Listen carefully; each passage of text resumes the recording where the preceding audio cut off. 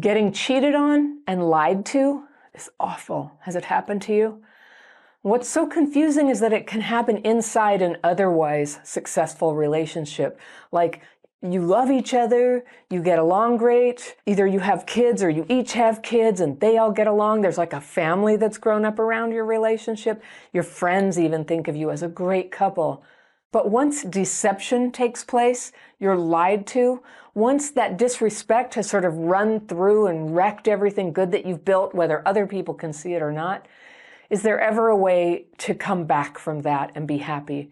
My letter today is from a woman I'll call Marley, and she writes, "Dear crappy childhood fairy, I'm looking for relationship advice. I've got the fairy pencil. I'm going to circle things that I want to come back to on a second reading. But let's hear what's going on in Marley's life." All right, she says, "I've been with a guy nearly 5 years, but the last 2 have been so difficult emotionally. Some background. My parents divorced when I was 6, and my dad all but left me and my younger sister. Contact was low. That opened up the door for a family friend to take advantage of me from ages 9 to 6. I think I know what you mean by take advantage. Okay. Then he died, this family friend. My relationship with my mother was very strained, but now I look back, I see she was depressed from the divorce. She let everything go to ruin. I'm 44 now, and my relationship with my mom is restored. She's no longer depressed and supports me in many ways. I totally forgive her for losing her way. My relationship with my dad is okay, but it's not often that I see him, and it's not that deep. My letter is about my current relationship," she says. "I guess it's worth saying there is a 16-year age difference, but we were close friends for 12 years before we got together. Our kids, now late teens, they have kids from separate pasts, grew up together. We had many good times and lots in common and a spark. Spark is important. We got together 5 years ago, and it was so beautiful. Nobody was surprised that we got together, and we suited each other down to a T. The first 2 years were bliss. Then an old female friend of his came to visit. Dun dun. That was the week it changed. I didn't hear from him all week, so they lived separately."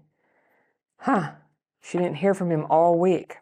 "On the 5th day of her visit, I went to a bar to watch some live music with some friends, and they walked in together, and she walked straight past me. He came over, we had some crossed words, but he walked inside to be with her.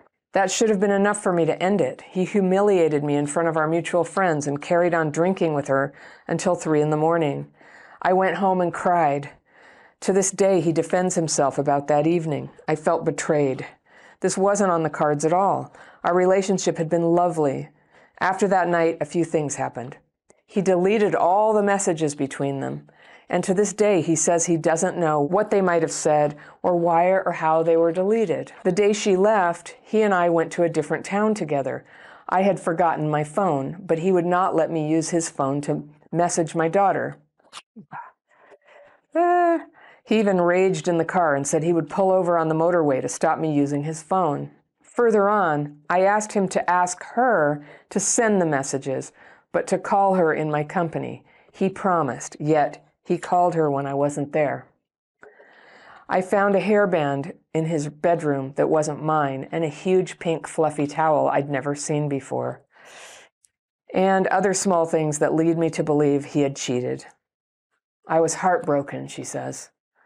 "The conversation has been going off and on for 2 years or so. To me, it's obvious, but he wants to draw a line under it. But for me, the trust is gone. I've tried so hard to fix things, but I actually feel that it's his job, not mine. We do still have good times, but they are getting thinner. I just can't get past this betrayal. 4 months after her visit, I discovered his porn addiction." Okay. "That he admitted to. He said it would stop. I believe he reduced it, but it didn't stop. My spirit, my self-worth, and my confidence was broken. His too. He was once a very loving, generous, considerate man, but now he is mean and moody a lot of the time. I believe this is guilt. We were trying to move forward, but that initial spark has gone. We say that we love each other and we're so close in other ways. We've been in each other's lives for so long. We live in a small town. Can we move past this? If so, how? We talked about therapy, but he said it was too expensive.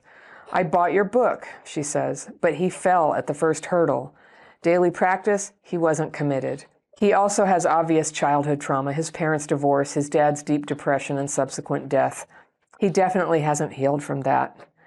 I swear he will take his secret to the grave, foregoing everything we had rather than admit that he took an opportunity to cheat. I have good friends. My work is steady and reliable, and my home with my daughter, who's 17, is a place of fun and peace. Just this part hurts. I want closure. I know you say closure means the opposite, but it all feels so undone. All right, Marley. I feel really sad about your situation. It sounds really dreadful, and I'm glad you wrote, and I do have some suggestions for you. Okay. So you've been with a guy nearly 5 years. The last 2 have been horrible. Because 2 years ago, that's 3 years into the relationship, it went from being wonderful to him cheating and being dishonest and humiliating you and never dealing with it. And you've stayed. So your background is your parents divorced when you were 6 and your dad basically disappeared from your life. And it opened up the door for a family friend to harm you between the ages of 9 and 16. You know what? That is no small matter. That's really hard. And you didn't say whether you'd ever had a chance to get help for that in some way, therapy, some kind of healing from that. But boy, does that do a number on you, doesn't it? The odd thing about that kind of abuse of kids is it requires so much silence. It requires so much, you get very hurt, but you must never say anything. You have to find a way to sort of like put it under the rug, be brave, have boundaries anyway, which you can't because you're a child. It really does this number on you. And so I can see how that primed you for what has happened to you in the last couple of years. So we'll get to that. Your relationship with your mom was very strained, but now you look back and you can see she was depressed from the divorce and she let everything go to ruin.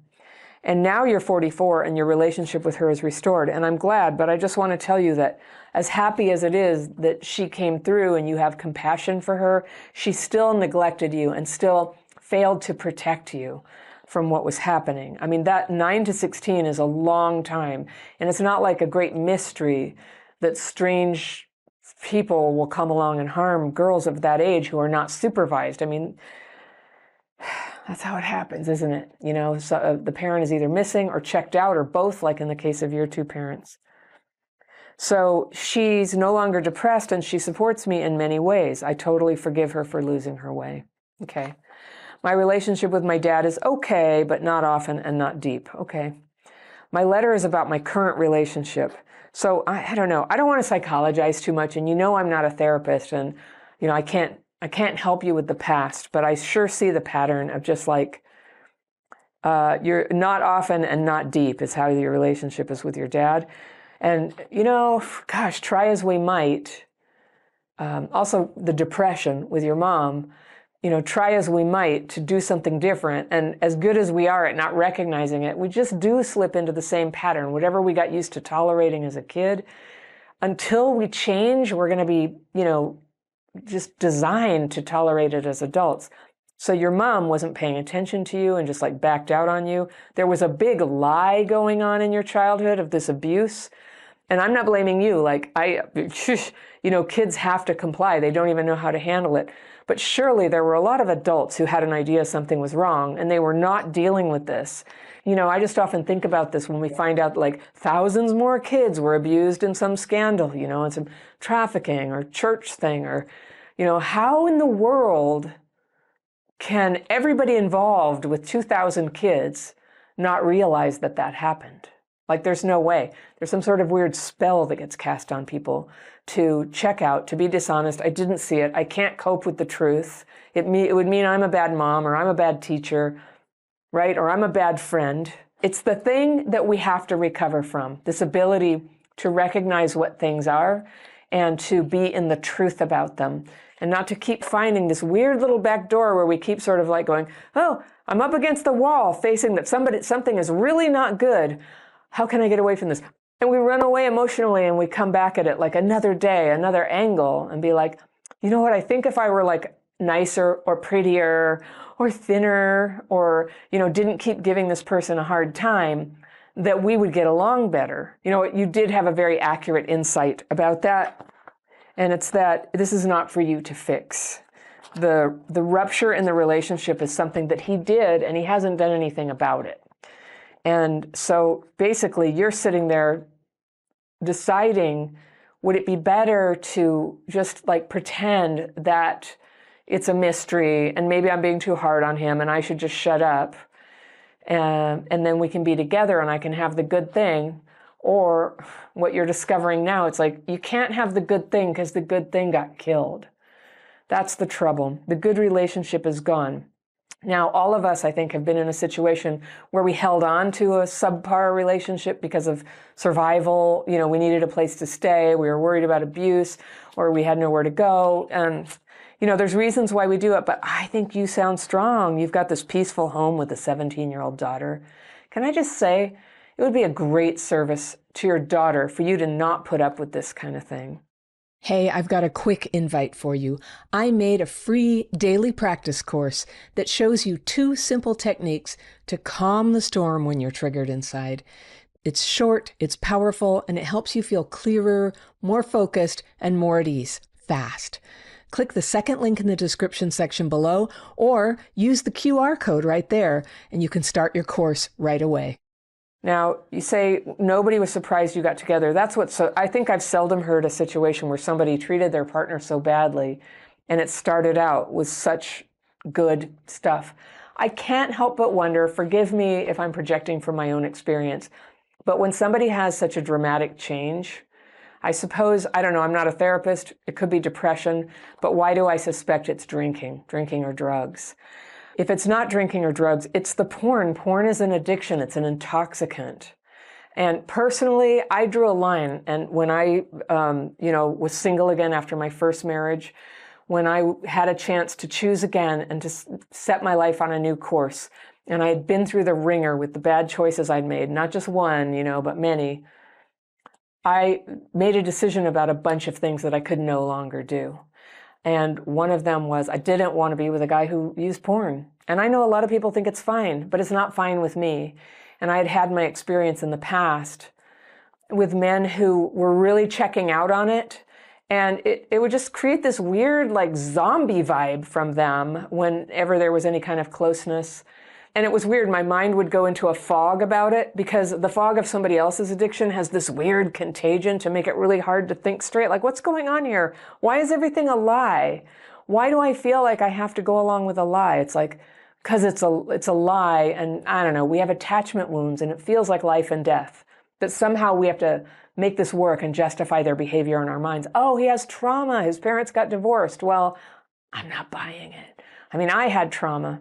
A lot of people have trauma, and a lot of people don't have trauma, and both of these groups can behave very badly. But somehow, I'm just going to say my read on what he did that night where he came into the bar with him, he disappears for 5 days. Some woman has come to town. He comes to the bar with her and goes and sits with her alone, no discussion with you, right in front of all the mutual friends. And then later you find her belongings in his room. Like, it did happen. But the weird thing is you stayed. Like, I know some couples do polyamory, so that's a whole different thing. That's not the arrangement you had. It wasn't okay with you. He treated you so disrespectfully and ripped you off emotionally. All that goodwill that you put into him, the relationship with him, all that time you gave him to, come clean and work things out with you, to go to therapy, to read my book, to do whatever. You did everything a person can do. He didn't do anything. Oh, maybe he did. I don't know. You didn't describe anything he did. And what you did there, it's not crazy, but it is common. It's common what we do when we're losing somebody. We go, well, maybe it's just trauma, and if I try to fix the trauma. But like when you fixed your trauma, did somebody do it for you? No, you got a desire. When you healed your relationship with your mother, something changed in your heart. I trust you were taking positive actions to be open to what's a way forward to heal a relationship, right? I'm sorry to say you've settled for much less. But he took a dark turn. He turned into somebody he didn't used to be. And then you say, that's when I discovered the porn addiction. So with him drinking with this woman, affairs, drinking, and porn have this funny way of intersecting. And it leads to people doing a sort of like, they flee, they escape into this fake world for a while. And I just could tell you many stories from people I've known, but I won't go into their stories. But it's an addict pattern, of just like, I'm gone for several days. I'm off using, I'm on, whatever the drug is. And then eventually things get hard and sad and the high won't work anymore and they come crawling back. But they cannot be honest because they are not willing to change, right? So if he wants to change, I'm sure he'll let you know. Sometimes it's helpful to remind yourself, like, you're not the one ending things. If he wanted to change and make things better, he could have. And if he still wants to, he can certainly let you know. But if you're asking my advice, I think moving on sounds actually quite peaceful and nice. That peace that you have at home with your daughter, what if it was your whole life and you weren't always sitting there trying to make it work with him? You just can't get past the betrayal. And I think you said it, you expressed yourself very clearly there. I cannot get past the betrayal. And you've answered your own question really there. Living with an addict, which I know too well, it takes your spirit and it just like suppresses the crap out of it.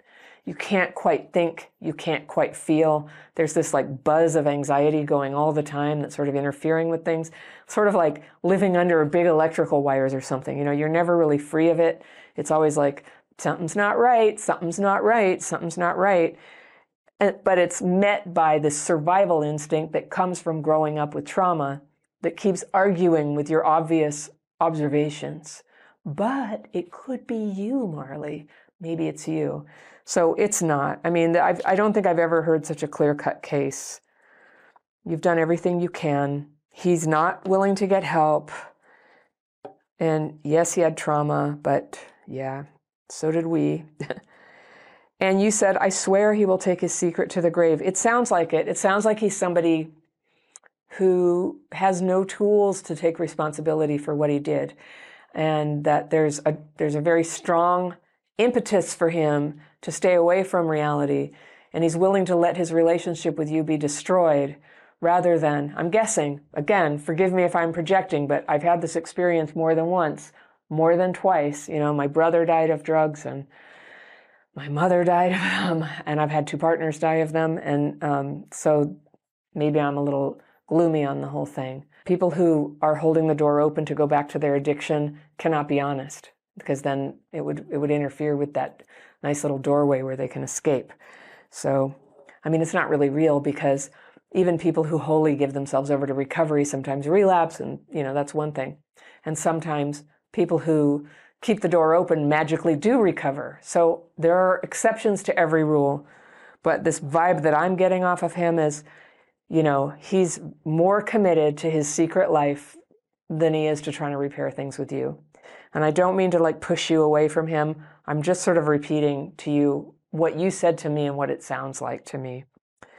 It does hurt. And so you said you want closure, and you said that closure means the opposite. So closure, it's when somebody has broken up with you and they're not talking to you anymore and you want closure. I often sort of like caution people and go, is it that you want closure, or is it that you want a reopening of the relationship?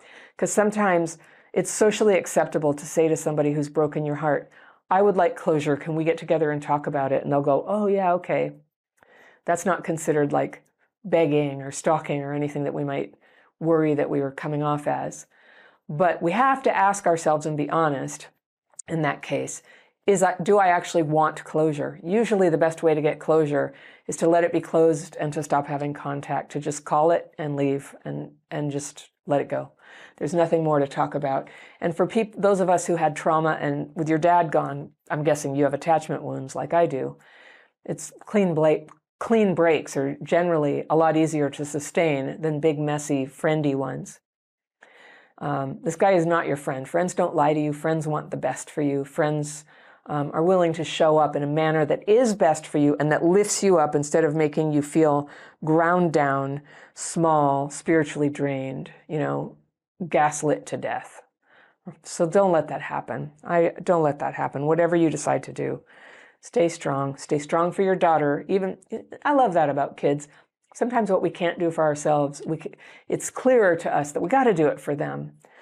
You wouldn't want her to imprint on this idea of a relationship, that a woman shuts down her spirit and her mind so that she can handle a guy who's not really with her.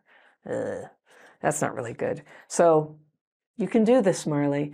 You have friends. You have a lovely life to go to. And I suspect you're going to find that there's great happiness waiting for you on the other side. Breaking up is hard. It triggers old wounds. Hey, it's me, and real fast, if you're watching my videos and wondering if maybe past trauma is having an effect on your life today, I want to share with you a list of signs that what you're struggling with now might be connected with neglect or abuse in your childhood. It's good to know this because it can help you know that what's hard for you right now is normal and that healing is possible. You can download my Signs of Childhood PTSD quiz by clicking the top link in the description section below or using that QR code right there.